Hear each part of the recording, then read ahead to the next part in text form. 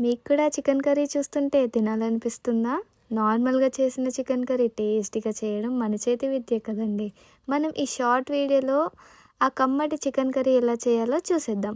అయితే ఈ వీడియోలోకి వెళ్ళే ముందు మన ఛానల్‌ని కొత్తగా చూస్తున్న వారు సబ్స్క్రైబ్ చేయండి. అలాగే లైక్ చేసి, షేర్ చేసి, కామెంట్ చేయండి. అయితే నేనిక్కడ 1 కేజీ చికెన్ అయితే తీసుకున్నాను. దాన్ని ఫస్ట్ మంచిగా కడుక్కొని తరువాత అందులో కారం, ఉప్పు మన టేస్ట్‌కి తగినంత వేసుకోవాలి. అలాగే కొద్దిగంత పెరుగు, 1 స్పూన్ అల్లం వెల్లుల్లి పేస్ట్ వేసి, కొద్దిగంత ఆయిల్ వేసుకొని పక్కన పెట్టుకోవాలి. ఈలోగా మనం ఒక 4 ఆనియన్స్‌ని తీసి వాటిని మిక్సీకి పెట్టి ఆ పేస్ట్‌ని ఇందులో వేసి కలుపుకోవాలి. ఇప్పుడు ఈ మిశ్రమాన్ని అంతా బాగా కలిపేసుకొని పక్కన పెట్టుకోవాలి.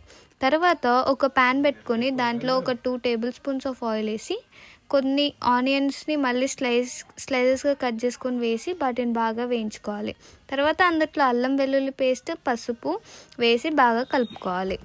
మనం ముందుగా మ్యారినేట్ చేసుకున్న చికెన్ వేసి బాగా కలిపి ఉడికించుకోవాలి. అంతే, మన టేస్టీ చికెన్ కర్రీ రెడీ అయిపోయినట్టే. లాస్ట్ దింపుకునే ముందు కొద్దిగంత ధనియాల పొడి అలాగే కొత్తిమీర కూడా వేసుకొని పక్కన పెట్టుకుంటే సరిపోయింది.